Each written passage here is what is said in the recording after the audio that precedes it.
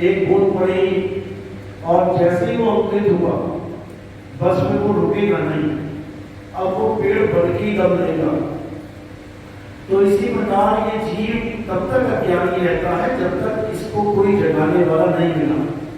ये सोता ही रहता है क्योंकि युगों से सो रहा है, लेकिन जब इसको कोई जगाने वाला मिल गया और इसने थोड़ा सा भी हल्की सी भी जागृति इसको हो गई, विवेक लगा लिया इसने थोड़ा सा भी, बस समझो कि तब से इसका जीवन बदल जाता है और ये सत्य की तरफ बढ़ने लग जाता है। अब इसको कोई रोक नहीं सकता, अब इसका उत्थान होना निश्चित है, इसका पतन नहीं होगा। तो आज उसी मूल ज्ञान को खोलेंगे, समझाएंगे। तो पहले परमात्मा के नाम पे जयकारा लगाएंगे, उसके बाद सत्संग शुरू करेंगे। सतगुरु सत्य कबीर साहिब की, पिता परमात्मा की, सभी संतों की, सभी भक्तों की, आज के आनंद की, सकल उसको बंदे की साहिब कबीर सत्संग। तो कबीर साहब समझा रहे हैं कि हे जीव, तू युगों युगों से जो करता आ रहा है अपनी मुक्ति के लिए, भगवान को पाने के लिए, परमात्मा के दर्शन के लिए, उस क्रिया से आज तक तुझे परमात्मा नहीं मिला। जो भी हम करते आ रहे हैं युगों युगों से, वो सब करने के बावजूद आज तक हमें परमात्मा नहीं मिला। इसका क्या सबूत है? इसका सबूत यह है कि आज भी हम यहीं बैठे हुए हैं और परमात्मा को ढूंढ रहे हैं कि हे मेरे मालिक मिल जाओ, मिल जाओ। ऐसा नहीं कि आपका आज पहला जन्म है, युगों युगों से पता नहीं कितने चतुर्युग बीत गए, यानी कलयुग, द्वापर, त्रेता, पता नहीं कितनी बार बीत लिए और एक एक युग में हमारे पता नहीं कितने कितने जन्म हो लिए, लेकिन आज भी हम वही के वही बैठे हैं, क्योंकि हमने जो कुछ भी किया वो सही नहीं किया। क्या क्या किया हमने? विचार करो। सतयुग था तो हमने सब देवताओं की, सब भगवानों की पूजा अर्चना की, वंदना करी, हमने नाम जपे, हमने तपस्या करी, हमने व्रत किए, पूजा पाठ किया, हवन किए। सतयुग बीत गया, परमात्मा नहीं मिला, वापस हम त्रेता में आ गए। अब त्रेता में भी हमने क्या किया? हमने खूब नाम जपा, खूब हमने पूजा पाठ करी, हवन यज्ञ किए, तीर्थ मूर्त सब कुछ पूछ डाले, गंगा जमुना स्नान किया, नदियों में स्नान किया, सब कुछ किया। उसका क्या फल मिला? वापस फिर द्वापर में आ गए। द्वापर में आए, दोबारा से फिर से पूजा पाठ, हवन यज्ञ वही सब किया, नाम जपा, नदियों में डुबकियां लगाई माले को पाने के लिए कि कर्म कट जाए और हम साफ सुथरे होकर परमात्मा से मिल जाएं। द्वापर भी बीत गया, आज फिर हम कलयुग में यही के यही बैठे हैं। इसका मतलब आज तक हमने जो सतयुग, द्वापर, त्रेता में किया, क्या उससे हमारी मुक्ति हुई? नहीं हुई। इसका मतलब हमने वो जो कुछ भी किया, भले हमारी नजर में वो ठीक है, लेकिन वो ठीक नहीं था, नहीं था। तभी तो आज हम यहाँ बैठे कलयुग में। नहीं तो सतयुग जैसा सतयुग जिसमें सत्य ही सत्य है, वहां ना हमारी मुक्ति हो पाई। वहां तो हमने कर्म भी अच्छे किए होंगे, इतने काले कर्म तो हमारे नहीं होंगे तब। तो जब उस सतयुग में वहां पर भी नाम जप के, वहां सब कुछ करके मुक्ति नहीं मिली, तो अगर वही चीज हम कलयुग में करेंगे तो हमारा क्या बनेगा? अब तो हमारे कर्म भी वैसे नहीं है कि हम सत्कर्मी हैं। अब गली गली में झूठ बोलना पड़ता है, जगह जगह पे झूठ बोलना पड़ता है, तो कब मिलेगा परमात्मा? बिना झूठ के आज आप पेट नहीं पाल सकते अपना, कुछ ना कुछ तो बोलना ही पड़ेगा। तो अगर आज भी वही गलती करी, यानी नाम जपा, तीर्थ मूर्त में ध्यान दिया, गंगा जमुना में स्नान किया, हवन यज्ञ किए, योग साधनाएं करी, त्रिकुटी साधना करी, कमलों को खोलने लग गए, ये सब करके आ चुके हैं हम लोग, ये सब करके आ चुके हैं। इससे बात बनने वाली नहीं है। तो बात किससे बनेगी? वाणी क्या कहती है? अब कलु आयो रे, एक नाम बोवो। अब कलु यानी अब कलयुग आ गया है। अब उस नाम का सिमरन करो, उस नाम को बोवो जो सच्चा नाम है। सच्चा नाम मतलब ये 52 अक्षरी नाम नहीं जो हमने सतयुग द्वापर त्रेता में जपे। सतयुग में हमने नारायण नारायण जपा, सोहन सोहन जपा। त्रेता में राम जी आए, हमने राम राम जपा। द्वापर में कृष्ण जी आ गए, हमने हरे कृष्ण जपा। बहुत कुछ किया, लेकिन हमारी किस्मत में सतनाम नहीं आया। अब सतनाम कब आएगा किस्मत में? इसी कलयुग में, जिसके लिए कबीर साहब ने पूरा इशारा किया था कि काल के वचन के द्वारा हमने 3 युगों में कोई पंथ नहीं चलाया। काल भगवान ने वचन ले लिया कि सत्य ये गुरु कबीर साहब 3 युगों में आप पंथ मत चलाना, थोड़े थोड़े जीवों को जगा के ले जाना। लेकिन कलयुग में आप अपना पंथ चला देना, कोई बात नहीं। तो कबीर साहब ने कहा मुझे पता है तेरी क्या चालाकी है। 3 युगों में तू इतने बड़े बड़े राक्षस पैदा करेगा, उन राक्षसों के द्वारा जीवों को हत्या करवाएगा, परेशान करवाएगा, और फिर खुद ही बड़े बड़े देवता बन के अवतार लेके तू इस दुनिया में आके भगवान कहलाएगा, सबको अपने पीछे लगाएगा, अपनी ही पूजा करवाएगा, खुद ही भक्षक खुद ही रक्षक होके अपनी महिमा गवाएगा। 3 युगों में तू बहुत बड़ा जाल बुन देगा। बहुत बड़ा जाल बुन ही दिया है। आज हमारे घर में जिनकी भी पूजा हो रही है वो यही अवतार हैं, तीनों युगों के। तो साहिब ने बोला कि 3 युग में तुम्हें बहुत बड़ा जाल बुन देना है, लेकिन तो चिंता मत कर, जब हमारा युग आएगा, कलयुग आएगा, और उसमें हम अपना पंथ चलाएंगे, तो जितने भी विवेकी हंस होंगे वो तेरे जाल को समझ जाएंगे, तेरे जाल को काट के वो सत्य का साथ कर देंगे। कौन सा जाल है? ये रक्षक दला का जाल है। खुद ही आग लगा के बस्ती में, और खुद ही फायर ब्रिगेड की गाड़ी लेके खड़े हो जाना, खुद ही तुम्हें आग में झुलसा के, खुद ही तुम्हारे जख्मों पे मरहम लगाना, खुद ही तुम्हें कुएं में धकेल के, खुद ही रस्सी डाल के तुम्हें कुएं से निकालना, ये किसके काम हो सकते हैं? ये काल भगवान के काम है, ये राजनीति करने वालों के काम है, नेताओं के काम है, ये भगवान के परमात्मा के काम नहीं हो सकते। और गवाह भी रहा है, डंके की चोट पे भजन भी बना रहा है, मारने वाला है भगवान, बचाने वाला है भगवान। भाई मारने वाला और बचाने वाला एक नहीं होता। संतों ने तो समझाया है कि मारने वाले से बचाने वाला बड़ा होता है। तो फिर बड़ा कहाँ है? वही मार रहा है, वही बचा रहा है, इसी को समझना है। तो कबीर साहब ने कहा कि तू कितना भी जान बुन ले, कलयुग में ऐसा पंथ चलाऊंगा, ऐसा पंथ चलाऊंगा कि तेरा पूरा जितना भी तेरा ये जन्म पत्री तेरी सारा खुलासा कर देंगे इसका, कि ये कौन है, क्या करता है, कैसे जीवों को फंसाता है, कैसे परमात्मा के नाम पे 52 अक्षरों का जाल बुन देता है, कैसे परमात्मा के शब्द स्वरूप पे अनहद नाद का जाल बुन देता है। आज लोगों को समझ में ही नहीं आ रहा कि सार शब्द और अनहद शब्द में फर्क क्या है। अनहद शब्द के नाम पे हजारों गुरु ज्ञान बांट रहे हैं और जीवों को उन्हीं 5 धुनों में अनहद नाद में फंसा रहे हैं।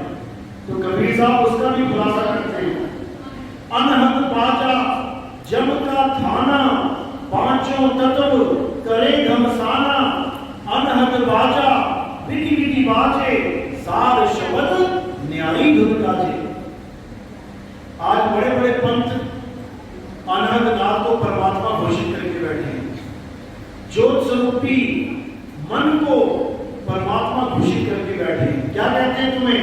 नाम दीक्षा लेने जाओ तो क्या कहेंगे? परमात्मा यहाँ बैठा हुआ है, यहाँ विराजमान है परमात्मा, और तुम्हारा सारा ध्यान त्रिकुटी में लगवा दे और तुम इसी अंधेरे में झांकते रहोगे, देखते रहोगे, नाम जपते रहोगे, और मन क्या करेगा? ये मन एक चालाकी खेलेगा। क्या चालाकी खेलेगा? यहां पर झूठ प्रकट कर देगा, प्रकाश ही प्रकाश हो जाएगा, तुम्हें लगेगा वाह यही परमात्मा है। जबकि प्रकाश और परमात्मा में जमीन आसमान का अंतर है। प्रकाश और परम आत्मा नाम से पता लग सकता है आपको। प्रकाश मतलब प्रकाश जो अंधकार में भी बदल सकता है। प्रकाश है तो अंधकार नहीं है, प्रकाश खत्म, अंधकार आ गया। ये तो हो गया प्रकाश। और परम आत्मा यानी सब आत्माओं में श्रेष्ठ। सब कौन है? जीवात्मा, और जीवात्मा से श्रेष्ठ उसे परमात्मा कह लो, उसे शुद्ध चैतन्य स्वरूप आत्मा कह लो, उसे आत्मदेव कह लो, उसे अबोल नाम कह लो, उसे अडोल नाम कह लो, अचल नाम कह लो, निअक्षर नाम कह लो, निज नाम कह लो, उसे 52 अक्षरों से परे आदि नाम कह लो, कुछ भी कह लो, वो एक ही है लेकिन उसके नाम अनेक हैं। तो उसी आदि नाम को, उसी सार शब्द को प्राप्त करना हमारे जीवन का परम लक्ष्य है। लेकिन ये लक्ष्य हम तीनों युगों में पूरा नहीं कर पाए, इसलिए हम वापस यहां बैठे हैं और अभी भी गुरु की खोज कर रहे हैं। कोई किसी गुरु के पास भाग रहा है, कोई किसी के पास भाग रहा है, ज्ञान के लिए भाग रहा है, फिर भी समझ में आ रहा है आज यूट्यूब पे क्या दिखा रहे हैं, मेरी किडनी ठीक हो गई, मेरे फेफड़े ठीक हो गए, मेरा ऐसे हो गया, मेरा वैसे हो गया, मेरी दुकान बढ़िया चलने लगी, मेरा मकान बनने का था बन गया, ये गुरु जी की कृपा है। अरे भाई गुरु की कृपा नहीं है, ये माया की कृपा है। ये काया माया है, माया ही बिगाड़ती है, माया ही बना देती है। ये माया का खेल है। तुम्हारी दुकान बढ़िया चल रही है, माया का खेल है। माया ने आना रोक दिया तो गरीब होने लगे, माया आने लगी तो अमीर होने लगे। इसमें गुरु का क्या रोल है? इसमें गुरु का कोई रोल ही नहीं है, क्योंकि गुरु का रोल लोगों को पता ही नहीं है कि गुरु का मतलब होता क्या है, गुरु का काम क्या है। गुरु का काम है तुम्हें ऐसा ज्ञान देना जिसके कारण तुम्हारा जन्म मरण का खेल खत्म हो जाए। ये जो काया से तुम मोह लगा के बैठे हो, ये काया कभी छूटे ना, मैं मरूंगा, हमेशा यही कोशिश में रहता है इंसान कि मैं ना मरूं, यानी ये शरीर ना मरे। इसी मोह, इसी बंधन को, इसी जो शरीर से तुम्हारा मोह हो चुका है, इसको खत्म करवाना गुरु का काम है। और ये कैसे खत्म होगा? एक ही तरीका है। जैसे कोई झोपड़ी में रहता है तो उसे झोपड़ी अच्छी प्रिय है, तो किसी गरीब आदमी की झोपड़ी तोड़ के दिखाओ, नहीं तोड़ने देगा। लेकिन अगर वही गरीब आदमी उसे तुम एक महल में ले जाओ, बोलो कि बेटा कल से तुम यहीं रहोगे, वो कहेगा अच्छा, हाँ लेकिन एक शर्त है। हाँ बोलो। तेरी झोपड़ी तोड़ेंगे हम। वो कहेगा भैया कल को तोड़ोगे, आज तोड़ दो यार, मुझे तो महल मिल गया रहने के लिए।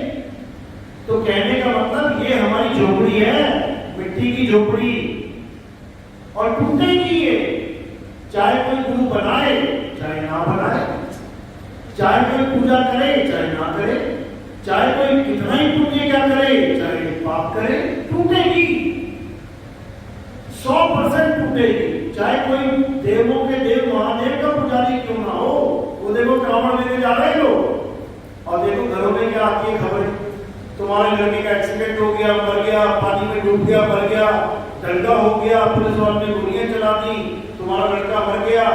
एक गांव तो ऐसा था हरियाणा का, पता नहीं 20-25 लड़के एक ही गांव में मर गए थे। पता है कौन सा गांव था वो? रोहतक में था, महेंद्रगढ़ में। तो ऐसा गांव था जहां पर 25 लड़के एक ही गांव के मर गए। तो सोचो, जो कहते हैं काल उसका क्या बिगाड़े, जो भगत है महाकाल का, अकाल मृत्यु वो मरे जो काम करे चंडाल का। अब यहाँ पर तुम उन लोगों से पूछो क्या ये चंडाल थे, क्या ये चंडालों वाला काम करते थे जो अकाल मृत्यु मर गए और महाकाल भी ना बचा पाया? इतना बुरा हाल हो चुका है कि कोई क्या बोले। इनको पता ही नहीं कि काल किसी को बख्शता ही नहीं है। चाहे तुम चंडाल का काम करो, चाहे तुम धर्म का काम करो, उसका काम ही है मारना।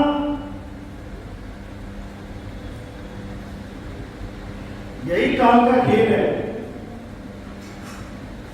इसी काल के जाल को तोड़ने के लिए कबीर साहब इस धरातल पे आते हैं, इसी काल के जाल को खत्म करने के लिए। तो कहते हैं बचना चाहो काल जाल से तो चीनो शब्द हमारा, और कहे कबीर अमर कर राखू जो निज होए हमारा। कबीर साहब ये नहीं कहते कि मैं तुझे बचाऊंगा, मैं तुझे काल जाल से दूर कर दूंगा। वो कहते हैं काल जाल से दूर वो होगा जो मेरे शब्द को छीन लेगा। बचना चाहो काल जाल से चीनो शब्द हमारा। जैसे बहुत गोलीबारी चल रही है बाहर, तो सरकार ने क्या बोला कि जो जो जैकेट पहन लेगा, बुलेट प्रूफ जैकेट, उसको गोली नहीं लगेगी। अब कोई ये सोचने लग जाए कि मुझे सरकार बचा लेगी। सरकार नहीं बचाएगी, कौन बचाएगा? जैकेट बचाएगी।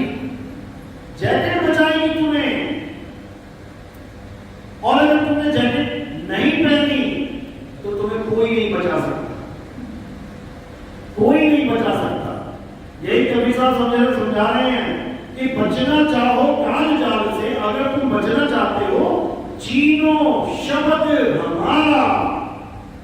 जिस शब्द की मैं महिमा गाता हूं, जिस शब्द की मैं साधना करवाता हूं, तुम वो शब्द पकड़ लो। ये काल तुम्हारा बाल बांका नहीं कर सकता। क्या करेगा जाल से वाला? शरीर लेके जाएगा क्योंकि इसी का है, इसी की धरती से मिट्टी से बना हुआ है, मिट्टी में मिलना ही है, पक्का तय है। ये तो जाना ही जाना है, चाहे तुम कबीरपंथी हो चाहे नहीं हो, ये तो जाना ही है। और इसको कबीर साहब ने बचाना भी नहीं है कि तुम सोच रहे हो कि मैं कबीरपंथी हो गया तो मेरी किडनी फेल नहीं होगी, मुझे कैंसर नहीं होगा, मेरे लीवर कभी खराब नहीं होगा। सब कुछ होगा, सब कुछ होगा, लेकिन बचने का रास्ता भी होगा। तुम्हारे पास बचने का रास्ता भी होगा।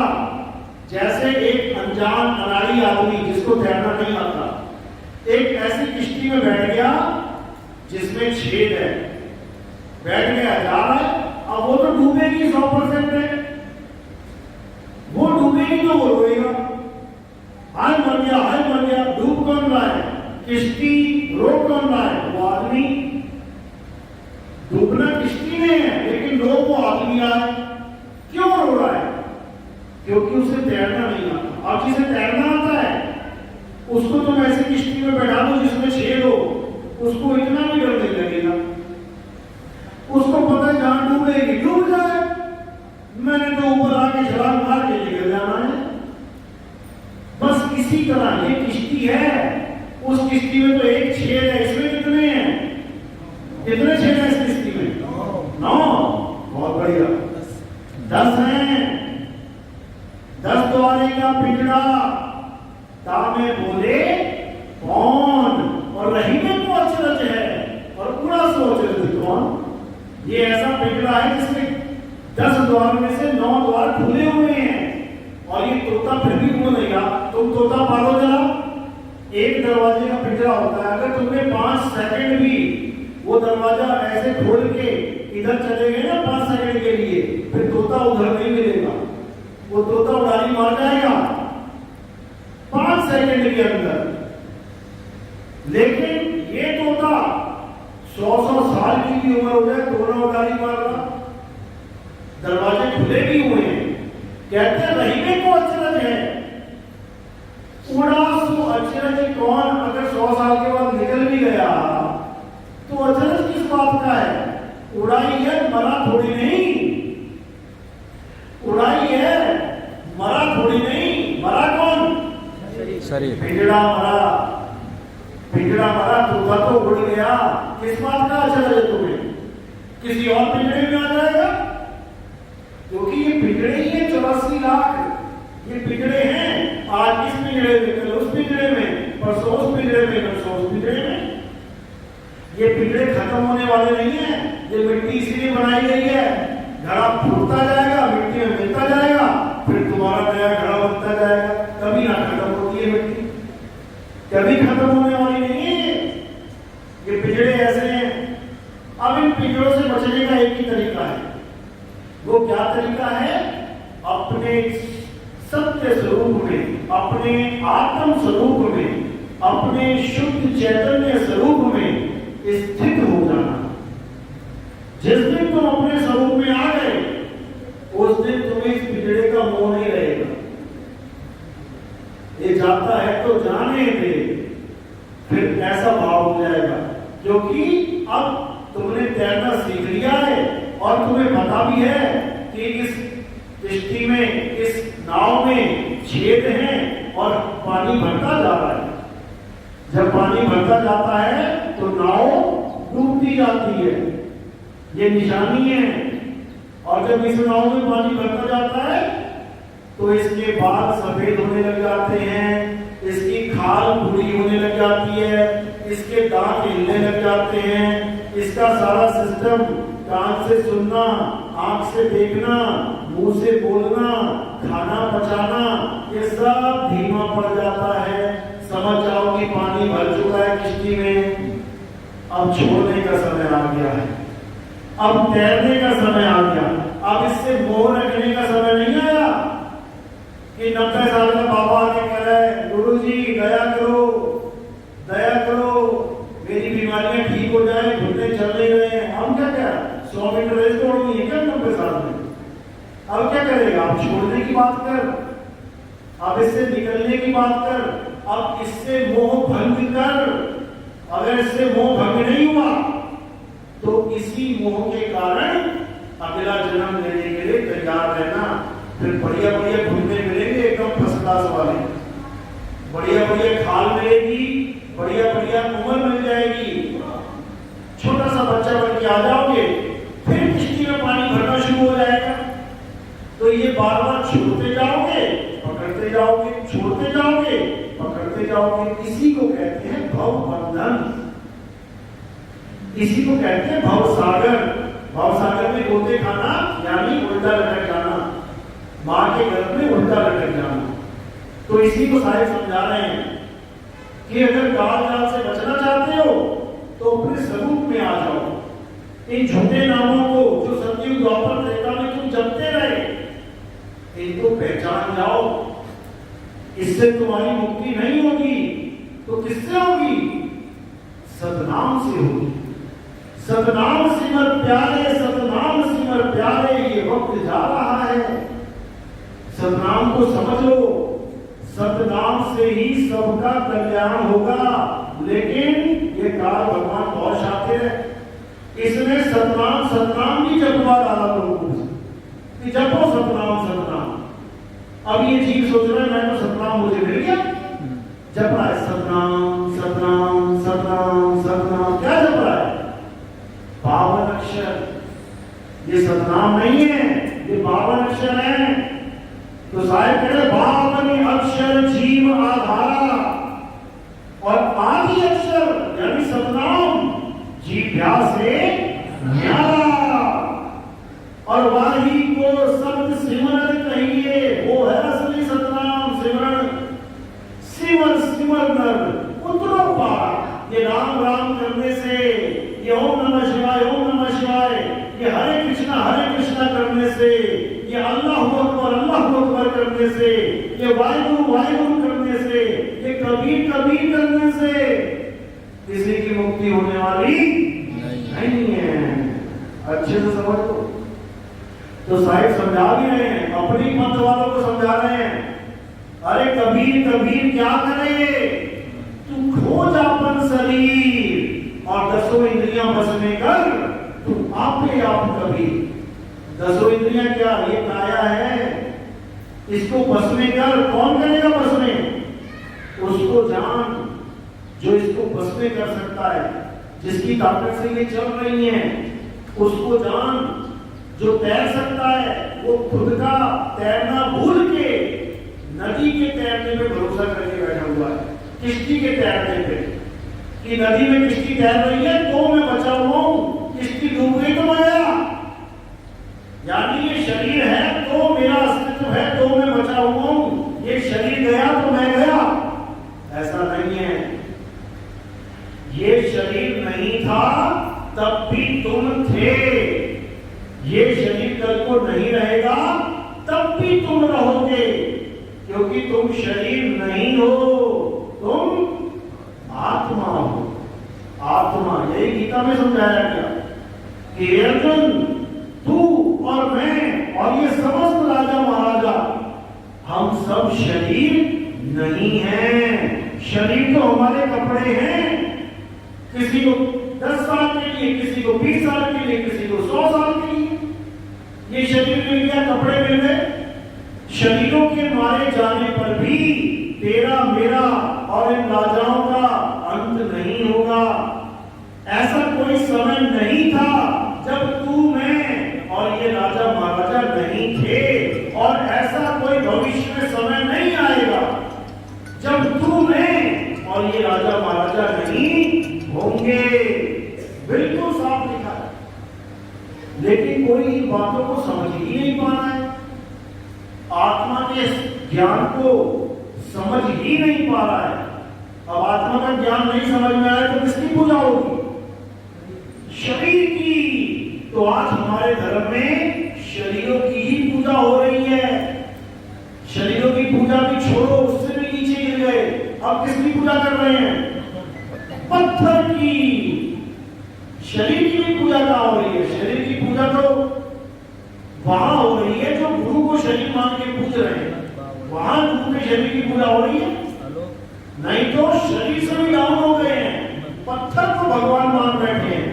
तो कबीर साहब समझा रहे हैं, अरे पाथर पूछे तो हरि मिले, तो मैं पूछूं पहाड़, और वासी ये चाकी भली जो पीस खाए संसार।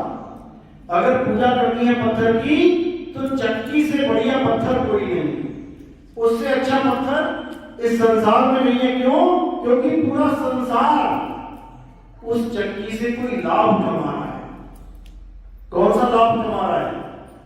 गेहूं पीस रहे हैं, आटा नहीं पीसते हैं, गेहूं पीस रहे हैं, गेहूं पीस के आटा बन रहा है। उस आटे से सारे संसार के जीवों की आंखें खुल रही हैं, खाना खा के आंखें खुल रही हैं। तो अगर ऐसा पत्थर पूजा जाए जो सबके लिए एक है, वो चक्की का पत्थर है, वो भेदभाव से परे है। तुम देखो आटा चक्की पे, वहीं पे मुल्ला जी आ रहा है अपना बोरा उठा के, वहीं पे पंडित जी आ रहा है बोरा उठा के, वहीं पे कोई ईसाई आ रहा है उठा के, वहीं पे सरदार जी लगे हुए हैं, सबने नंबर लगा रखे हैं। उस पत्थर से किसी का कोई बैर नहीं है, और वो पत्थर टूट जाए तो सबको प्रॉब्लम हो जाती है। अब क्या करें? तो अगर पत्थर पूजना है तो चक्की से अच्छा भगवान, चक्की से अच्छा भगवान नहीं मिलेगा जो सारे धर्मों को पालता है। लेकिन लोग केवल राम जी की मूर्ति, कृष्ण जी की मूर्ति को भगवान मान बैठे हैं, जिसकी वजह से दंगे भी हो जाते हैं। मुसलमान क्यों लड़ रहा है हिंदू से? मुसलमान इसलिए लड़ रहा है क्योंकि वो ये मानता है कि जो बुत परस्ती करते हैं वो शैतान के कहे चलते हैं। यानी हिंदुओं को मुसलमान ये मानता है ये काफिर हैं, ये शैतान की पूजा कर रहे हैं। नहीं तो मुसलमानों को हिंदू से दिक्कत क्या है भाई? मुसलमान की दुकान पे हिंदू ग्राहक भी आता है, उसको क्या दिक्कत है? ये धार्मिक मतभेद है, ये दुनियावी मतभेद नहीं है। अभी योगी जी ने बोला कि सब मुसलमान, सब रेडी वाले अपना नाम लिखो, रेडी पे देखो कैसे टेंशन होगी सबको। अपना नाम नहीं बताना चाहता कोई भी। क्यों? फिर हिंदू नहीं आएगा हमारे ठेले पे। यानी तुम्हें माल बेचने के लिए हिंदू चाहिए, लेकिन तुम्हें गले लगाने के लिए हिंदू नहीं चाहिए। उसको तुम शैतान का बच्चा बोलो और माल उसी को बेचना है, कमाई उसी शैतान के बच्चे से करनी है। तो कहने का मतलब यही है, अज्ञानता। अज्ञानता में सब लोग जी रहे हैं, जबकि हमारे ग्रंथों में केवल साकार की ही नहीं, निराकार की भी महिमा गाई है। आज सब मुसलमान कहते हैं अल्लाह निराकार है, भगवान निराकार है, परमात्मा निराकार है। तो भाई हमारे ग्रंथ उठा के देखो, शिव महापुराण उठा के देखो, देवी भागवत महापुराण उठा के देखो, विष्णु महापुराण उठा के देखो, तुम कोई भी पुराण उठाओ, उसमें निराकार की महिमा गाई हुई है कि साकार सृष्टि होने से पहले भगवान निराकार थे। बिल्कुल साफ लिखा है। तो मान लो कि सब निराकार को मानने वाले हिंदू हैं, क्योंकि निराकार की भी तो पूजा चल रही है साथ में। अब वहां पे ये लिखा है कि निराकार ही साकार रूप में इस संसार में आते हैं। तो बताओ, उसी में लिखा है, हम थोड़ी नहीं बोल रहे हैं। यानी निराकार ही, निराकार शिव, जिसको सदाशिव कहते हैं। सदाशिव निराकार है, ज्योत स्वरूपी। ज्योतिर्लिंग सुना ना, ज्योतिर्लिंग क्या मतलब होता है इसका? इसका मतलब होता है कि ज्योत स्वरूपी, प्रकाश स्वरूपी, निराकार शिव जी ही शंकर जी बन के आते हैं। अब चाहे उनको पुत्र कह लो, चाहे उनका बदला हुआ रूप कह लो।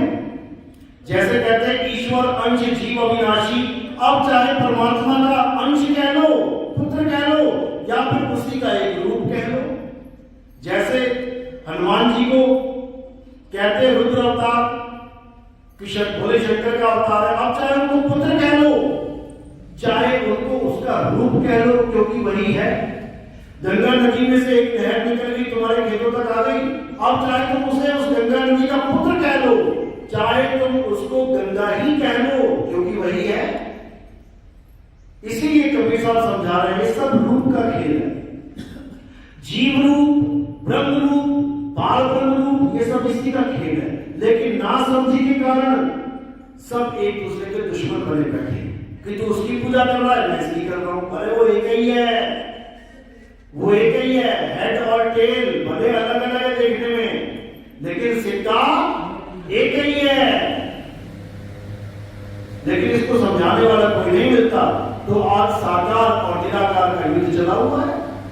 अभी नूह में इतने दंगे हुए, क्या थे वो?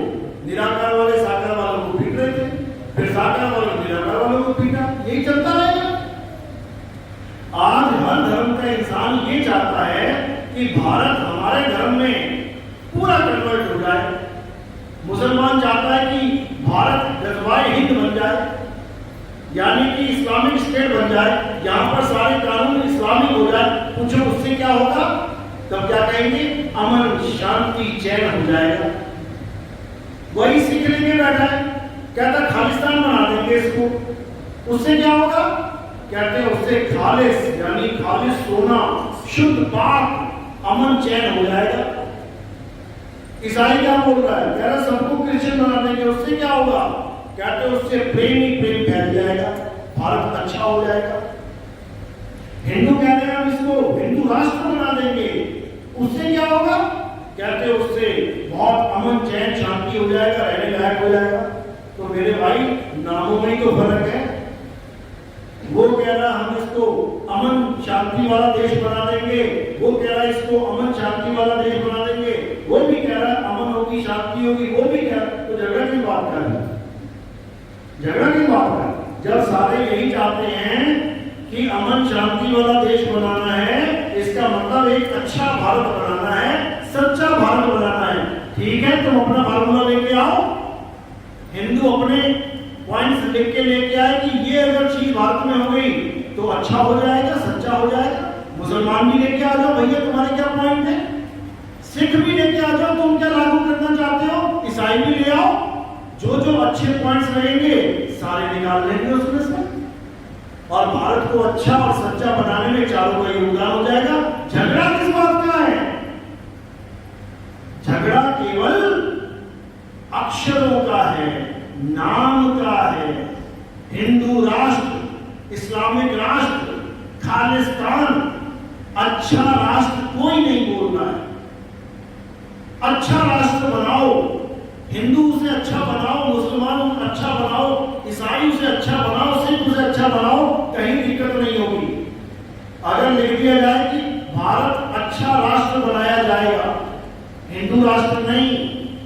क्यों? क्योंकि अगर हिंदू राष्ट्र बनाओगे तो मुसलमान अड़ जाएंगे बीच में, मुसलमान अड़ेंगे, सिख आ जाएंगे बीच में, कहेंगे हमारा खालिस्तान में कोई प्रॉब्लम है क्या जो तेरा हिंदू बनाए। इसलिए अब हिंदू राष्ट्र, मुस्लिम राष्ट्र, ईसाई राष्ट्र, सिख राष्ट्र को छोड़ के अच्छा राष्ट्र बनाना है। अच्छा, जब हिंदुस्तान अच्छा हो जाएगा तो सबके रहने के लायक हो जाएगा। ऐसा तो है नहीं कि तुम दूसरों को बाहर भगा दोगे और केवल हिंदू राष्ट्र स्थापना कर दोगे, ऐसा नहीं हो सकता। ये कहने की बात है। हिंदुस्तान की जगह कब्रिस्तान बन जाएगा। फिर पता ये ना कैसे दंगे होते हैं, फिर धारा 144 लग जाती है, फिर बयानबाजी होती है। किसका नुकसान हो रहा है? हमारे देश की गाड़ियां चल रही हैं, हमारे देश के लोग मर रहे हैं, किसी को कोई फर्क ही नहीं पड़ रहा। तो इसलिए सारे झगड़े की फसाद क्या है? ये नाम ही फसाद है। अल्लाह, वाहिगुरु, गॉड, ये जितने नाम है ना, ये नाम ही फसाद है झगड़े की। इसीलिए संतों ने उसको अनाम बोल दिया। परमात्मा का क्या नाम है? अनाम। अब बताओ कौन झगड़ा करेगा? उसका कोई नाम ही नहीं है, तुमने रखे हैं। उस परमात्मा का कोई नाम नहीं है, वो तो तत्व है। इस पानी का कोई नाम नहीं है। ये तो भाषा के हिसाब से, देश के हिसाब से तुमने नाम रख दिया पानी। इसके ऊपर लिखा थोड़ी नहीं है कि ये पानी है। यही बह के इंग्लैंड में चला जाए तो वहां वाटर बन गया। यानी पानी, वाटर, जल, नीर, टोए, इसका नाम है ही नहीं। ये तो तत्व है। जिसके गले में टच करेगा उसका गला सूखा है तो गीला हो जाएगा, उसको चैन मिलेगा। लेकिन अगर पीने की जगह ये साबित करने में जीवन लगा दिया कि ये पानी है कि वाटर है कि जल है कि नीर है कि टोए है, तो मेरे भाई गला सूखा ही रह जाएगा और तुम राम जी को प्यारे हो जाओगे। तुम्हारा जीवन खत्म हो जाएगा।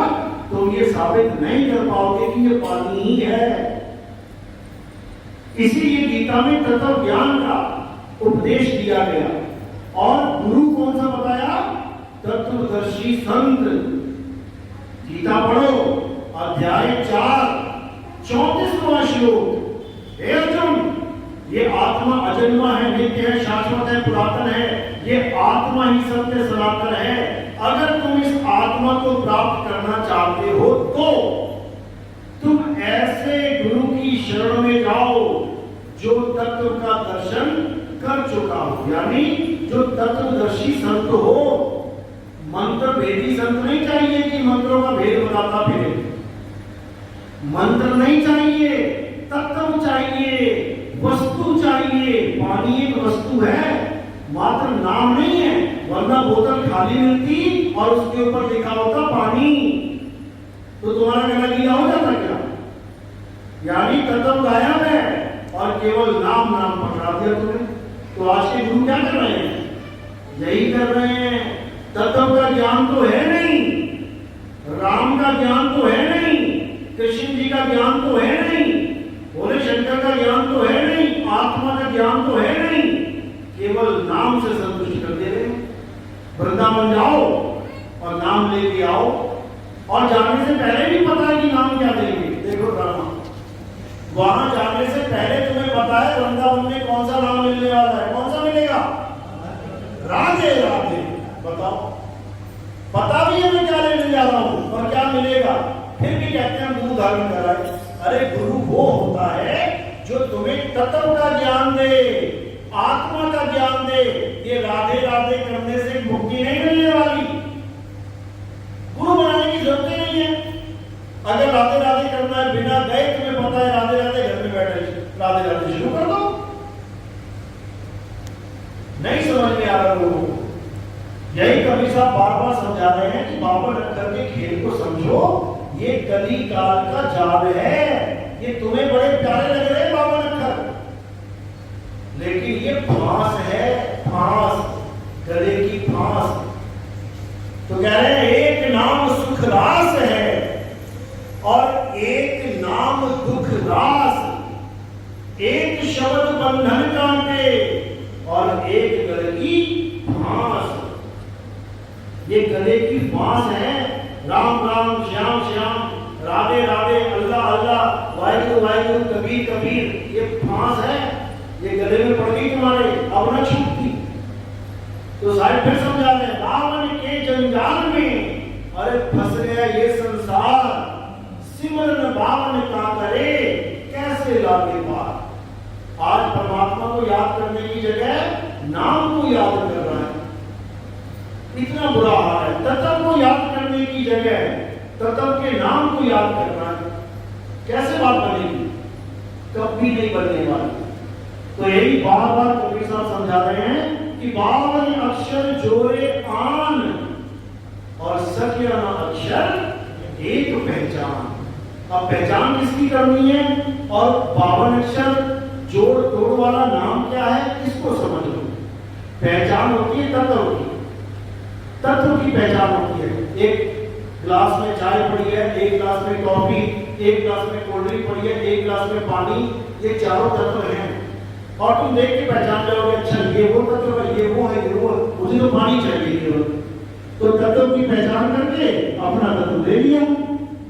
अब जो नाम है वो बावन अक्षर का खेल है। काका दादा चाचा जा काका पापा बजाना, ये सारे नामों में से बावन अक्षर जोड़े आन, तोड़ना और जोड़ना ही नाम है। या रा ला वा शा में से रा उठा दिया, पा फा बा भा मा में से मा उठा दिया, आ का डंडा लगा दिया, यानी जोड़ तोड़ कर दिया, बन गया राम, बन गया राम। अब बनाना है श्याम, तो या रा ला वा शा में से शा उठा लिया और बाकी अक्षर जोड़ तोड़ के बना दिए नाम। तो ये नाम है बावन अक्षरी नाम, और वो नाम है तत्व ज्ञान। इन दोनों में फर्क है। बावन अक्षर जोड़े आन, सकिया अक्षर एक पहचान, सत्य का शब्द कबीरा कहे, पंडित होए सो अनपढ़ रहे, पंडित जन को यो विहार और ज्ञानवंत को तत्व विचार। जो पंडितों का काम है वो क्या है? ये मंत्रों को जोड़ना तोड़ना, दुनिया भर के मंत्र बना देना। सबसे ज्यादा मंत्र कौन जपता है, कौन बोलता है? पंडित। एक से एक मंत्र याद है उसे। तो कह रहे पंडित जन को यो व्यवहार, ये उनका व्यवहार है कि ये मंत्र तोड़ के जोड़ दिया, तोड़ के जोड़ दिया, अक्षर जोड़ तोड़ करके पूरे ग्रंथ बना दिए। ज्ञानवंत को तत्व विचार। एक हो गया पंडित और एक है ज्ञानी। दोनों में फर्क है। पंडित बावन अक्षरों को जोड़ता तोड़ता है और ज्ञानी तत्व विचार, ज्ञानी तत्व का विचार करता है कि मुझे क्या चाहिए, मुझे आत्म तत्व चाहिए, मुझे नाम नहीं चाहिए, मंत्र नहीं चाहिए। तंत्र मंत्र सब झूठ है, इनमें न भरने कोई। कबीर साहब ने बिल्कुल क्लियर कर दिया, सार शब्द जाने बिना गागा हंस न होए। यानी बिना सार शब्द, यानी सार शब्द का मतलब आत्म तत्व, आत्म ज्ञान। बिना उस शब्द के तुम कितने ही नाम जपते रहो, कहते गागा हंस न होए, तुम्हारा स्वरूप नहीं बदल सकता। कागा और हंसा को तुम बोलना भी सिखा दो, तब भी वो एक नहीं हो सकते। दोनों राम नाम जपने लग जाएं, तब भी एक नहीं हो सकते। क्यों? क्योंकि दोनों का स्वरूप अलग है। कागा काला और हंसा उजला। अब ये स्वरूप ज्ञान है, ये मंत्र ज्ञान नहीं है। कागा से हंसा यानी काले से गोरा कर देना है, ये तत्व ज्ञान है। यानी अभी तुम अपने आप को क्या मान के बैठे हो? शरीर। मैं आदमी हूं, मैं औरत हूं, मैं तो बच्चा हूं, मैं बूढ़ा हो गया। जब तक तुम्हारे अंदर ये सोच बनी रहेगी तब तक तुम क्या हो? कागा हो, कौवा। तो कहते कागा से हंसा किया। अब हंसा कैसे बनोगे? जब गुरु से भेद प्राप्त करके, आत्म ज्ञान प्राप्त करके, 52 अक्षरों का खेल खत्म करके अपने स्वरूप को प्राप्त करोगे, तब तुम बन जाओगे हंसा। इसलिए सारे ने बोला नीर क्षीर का करे निबेड़ा। नीर क्या है? पानी। क्षीर क्या है? दूध। तो पानी क्या है? ये काया रूपी पानी, और दूध आत्मा रूपी दूध। नीर क्षीर का करे निबेड़ा, और कहे कबीर सो हंस है मेरा, वो बना मेरा हंस। ये देही ज्ञान वाला, मंत्र ज्ञान वाला, जंत्र तंत्र ज्ञान वाला, ये नाम जपने वाला, ये सोहम सोहम जपने वाला, ये कानों में उंगलियां डाल के अनंत नाद सुनने वाला, ये जीभ को गले में लगा के नकली अमृत पीने वाला, ये मेरा हंस नहीं है। गले में जीभ लगाते ना लोग, सोचते हैं कि अमृत मिल रहा है, अमृत चलो मान लिया अमृत मिल रहा है, तो कहां जा रहा अमृत? इस काया में तो टपक रहा है। तो ये काया अमृत पी के अमर हो जानी चाहिए थी, तो क्या अमर हो गया कोई? जिसने अमृत ही पी लिया, वो राहु ने पिया था बेचारे ने, उसका तो गला भी काट दिया और तब भी जीवित है आज। वो तो गले में भी जीव नहीं लगा रहा था। यहां तो महात्मा इसको कहते हैं अमृत पान करो, अमृत पान करो, गले में जीव लगा के रोज अमृत पान कर रहे हैं। उसने तो बेचारे ने 4 बूंदे पी दी केवल। तुम्हें तो क्विंटल क्विंटल के हिसाब से रोज हजारों लीटर पिला दिया गया होगा। आज दिखा दो कोई महात्मा अमर है तो। अरे जिस काया में अमृत टपक रहा है वो काया ही मन बन जा रही है, तो काहे का अमृत है वो डुप्लीकेट अमृत है, नकली अमृत है, वो जाली माल है, वो नकली माल है। असली अमृत कहां है? असली अमृत है नौ द्वार नहोदर फीके, रस अमृत 10 में चुईजे। वहां है जहां तुम्हारी जीभ नहीं पहुंच सकती, वहां है वो अमृत। ये गले में नहीं है जहां बलगम गिर रही है, बलगम कोई अमृत बना के पी गया आज तक। ये बलगम है, गले में बलगम गिरती है, अमृत नहीं गिरता।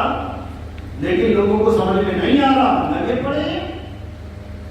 यही कबीर साहब बाबा समझा रहे हैं कि चांचनी ना खेचनी ना अगोचरी, चांचनी ना खेचनी ना भोचरी अगोचरी, उनमुनि इन 5 की गम नाही। अधर तान तानिए, अधर में तान तानो अपना, अधर तान तानिए, रेचत कुंभक इन पूरज को ढंग नहीं। पड़े पुने बात करे कबू नाही मानिए, और स्वासा का जाप करे सोहम सोहम सोहम सोहम, झूठ सो बखानिए। अक्षर पार नी अक्षर भरपूर है, और कहे कबीर सत्य कर मानिए। इन अक्षरों के पार, ये कौन से अक्षर? हिंदी, पंजाबी, उर्दू, फारसी। ये नाम जाप का सबसे बड़ा जाल बुन दिया काल के दूतों ने। इस कली काल के जितने भी वंशज हैं, ये सब 52 अक्षर ही देने आए हैं दुनिया में। राधे राधे, राम राम, अल्लाह अल्लाह, वाहिगुरु वाहिगुरु, ये सब वही हैं जो मन के द्वारा पैदा किए हुए मन के मते चल रहे हैं। और सारी समझा रहे हैं मन के मते न चालिए, मन है पक्का दूध। ये सारे नाम किसने बनाए? मन ने ही बनाए। ये मन का खेल है, माया का खेल है।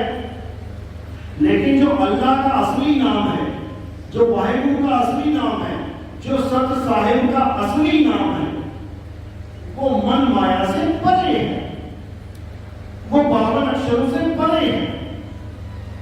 तो साहिब समझा रहे हैं कौन है काल का दूत? मन का गुलाम, यही काल का दूत है। और ये 52 अक्षरों का जाल खुलता है। जो नर पड़े 52 के फेरा, सो नर जानो काल के चेला। वो काल का चेला है जो मंत्र जप रहा है, ओम कलियम हरियम शरियम सोम सत्यम, ये सब मंत्र, ये सब काल के दूत है। जो ओंकार बालंकार सोम सतनाम सतपुरुष अकाल मूर्त शिव स्वरूपी राम, ये सब काल के दूत है, क्योंकि 52 से परे नहीं हो पाए। तो कह रहे हैं 52 का जब टूटे डोरा, सहजे छूटे काल झकोरा, फिर नहीं आए फिर नहीं जाए, साध शब्द में रहे समाये। कि ये 52 का जाल टूट जाएगा और भेदी गुरु साध शब्द का भेद बता देगा, तब समझो कि अब तुम्हारी मुक्ति 100% होगी। अब तुम्हें कोई गर्म चूल्हे डालने वाला माई का लाल नहीं। लेकिन अगर साध शब्द को प्राप्त नहीं किया, उसके भेद को नहीं समझा और इस काया माया में उलझे रह गए, तो याद रखना तुम्हें बचाने वाला भी कोई माई का लाल नहीं है, क्योंकि बचना और मरना ये तुम्हारे हाथ में है। साहिब तो दरवाजा खोल देंगे बस। भाई अगर किसी पक्षी को बचाना है, किसी तोते को उड़ाना है, तो तुम क्या कर सकते हो? दरवाजे खोल सकते हो। अब वो चूड़ी बादाम के चक्कर में कि यहाँ रोज चूड़ी बादाम मिलता है खाने को, वो उड़े ही ना, तो किसका दोष है? अरे गुरु बेचारा क्या करे, जो चेले में है चूक और मारी थी लागी नहीं, अपंग नाल में भूख। गुरु ने तो भूख मारी और उसके लगी नहीं। क्यों? चुंबक ने तो कोशिश करी लोहे को उठाने की, लेकिन उसकी जंगी इतनी लगी पड़ी है लोहे में, 6-6 इंच की परत है लोहे के ऊपर जंग की, तो चुंबक भी फेल हो जाएगी। इसमें चुंबक का दोष नहीं है कि तुम कहो जो परमात्मा में दम है तो मुझे लेके जाके दिखाए, वो ले जाए।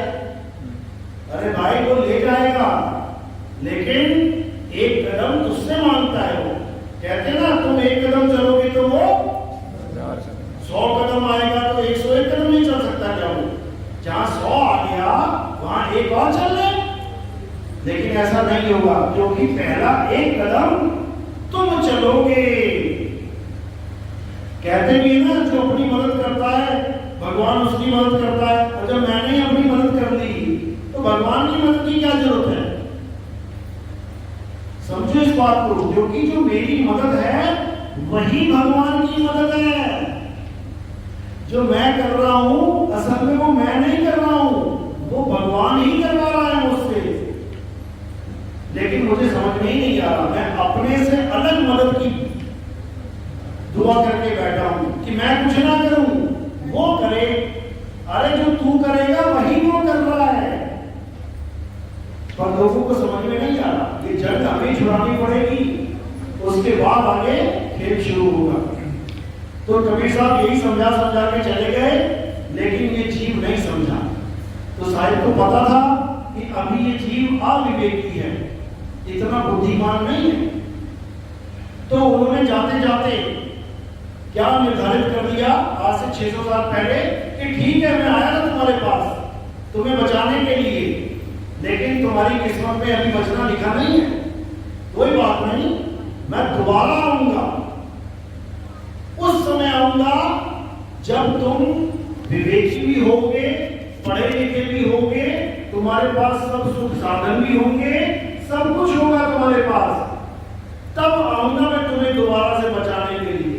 तो क्या बोला साहब ने कि जब तक काल भगवान अपना दाव खेल लेगा, ये सारे नाना प्रकार के पंथ ये सब पूरा जाल खोल देगा, तब मैं दोबारा आऊंगा और अपना एक अलग पंथ चलाऊंगा। जो काल चलाएगा उसको 12 पंथ कहते हैं, और जो कबीर साहब कहते हैं कि मैं चलाऊंगा उसको 13वां पंथ कहते हैं। जो आजकल रामपाल जी महाराज बोलते हैं कि हम 13वां पंथ हैं, जबकि ऐसा नहीं, वो 12वां पंथ है। गरीबदास जी महाराज का ही सारा सिस्टम चल रहा है वहां पे। तो जिस पंथ का सिस्टम चल रहा है वही पंथ कहलाया जाएगा। तो 12 पंथ काल फुरमाना, भूले जीव न जाए ठिकाना, 13वें पंथ हम ही चले और सब पंथ मिट के एक पंथ चलाए। ये कबीर साहब का वचन है कि मेरे आने से पहले पता नहीं मेरे नाम पे कितने कितने पंथ चल रहे हैं। देखो जाके यूपी तो भरा पड़ा है, एमपी भरा पड़ा है, राजस्थान भरा पड़ा है, पंजाब भरा पड़ा है, हरियाणा भरा पड़ा है कबीर पंथियों से।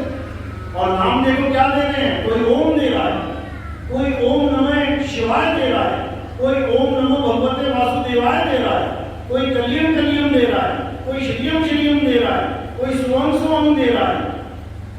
इतने नाम बांटे जा रहे हैं लेकिन एक भी सतनाम नहीं दिया। अब सतनाम देने का ठेका सतनामी पंथी वालों ले लिया। वो कहते हैं हम दे रहे हैं सतनाम।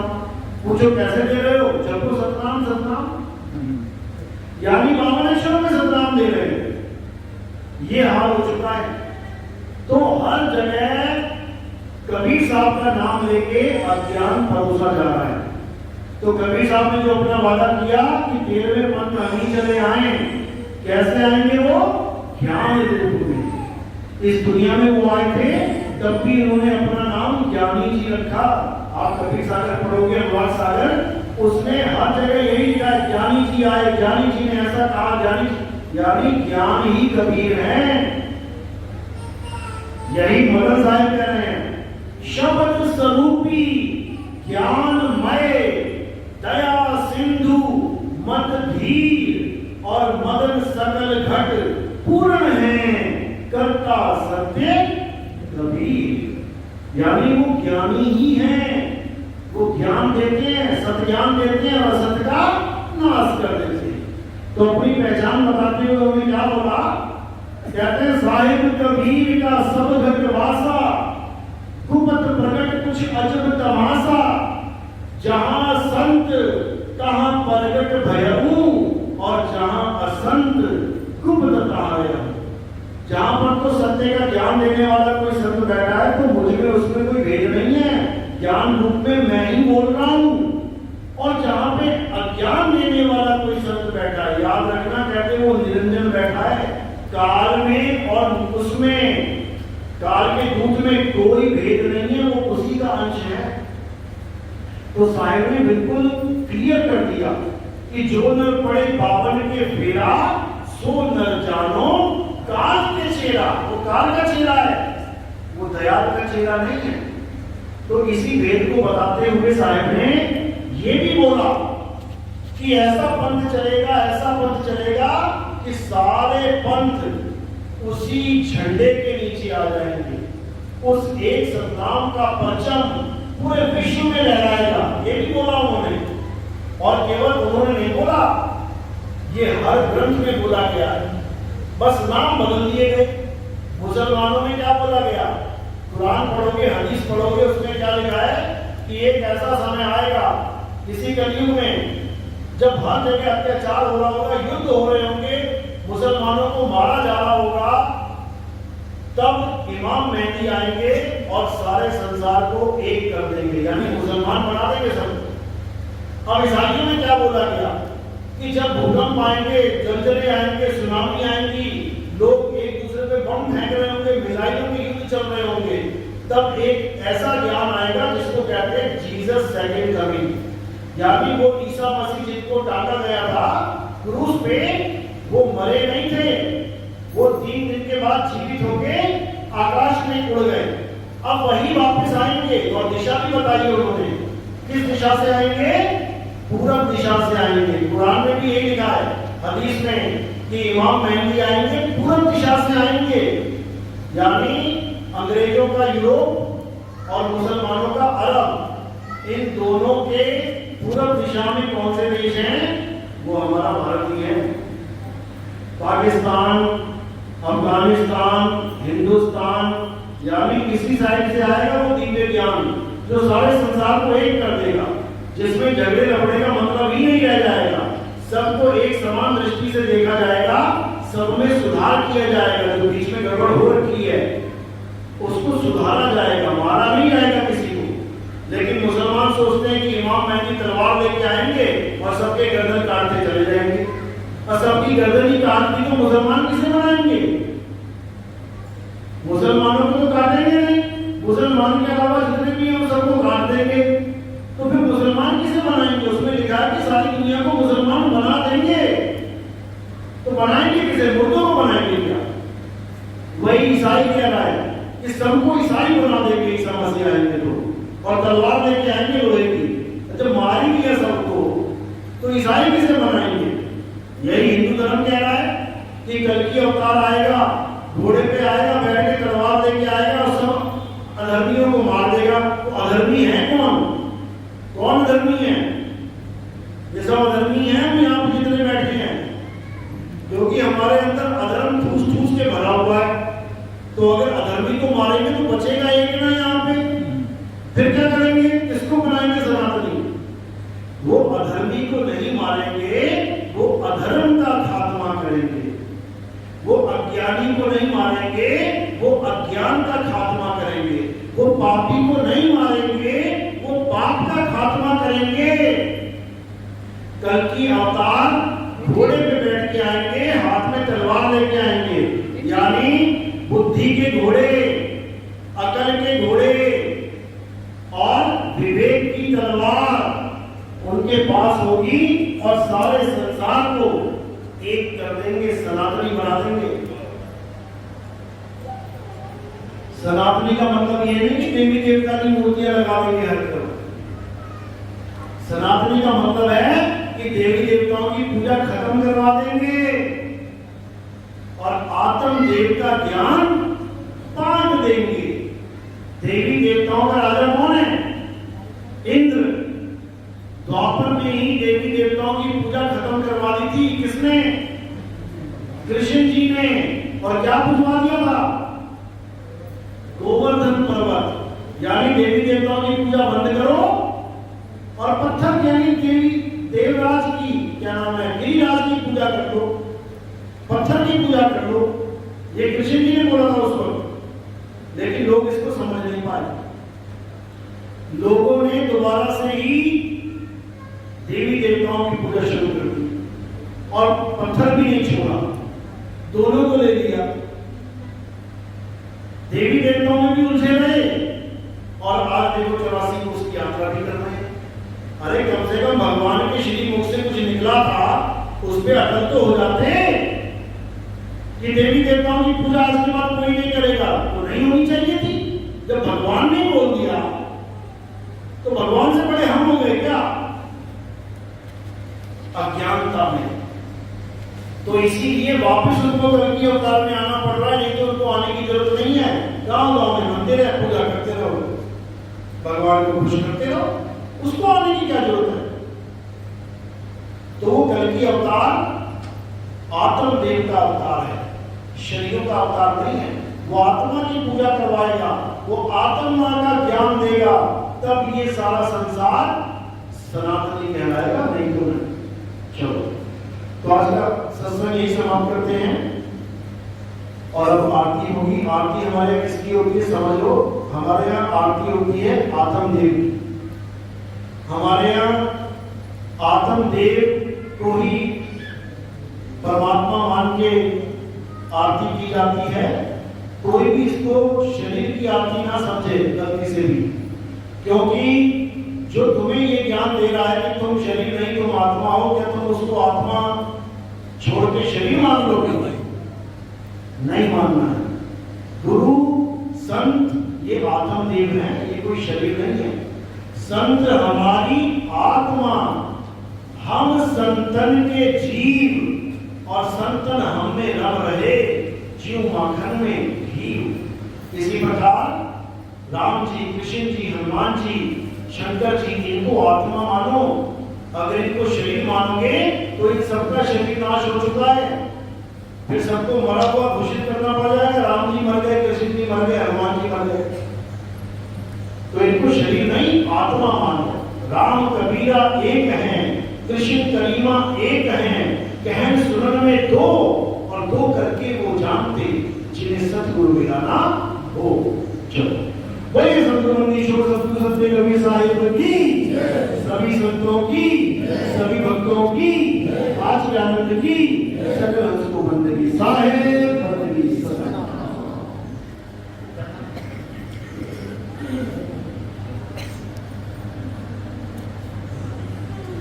नाम दीक्षा वाले कौन है? प्रथम दीक्षा वाले हाथ खड़ा करो। दूसरी दीक्षा वाला कौन है?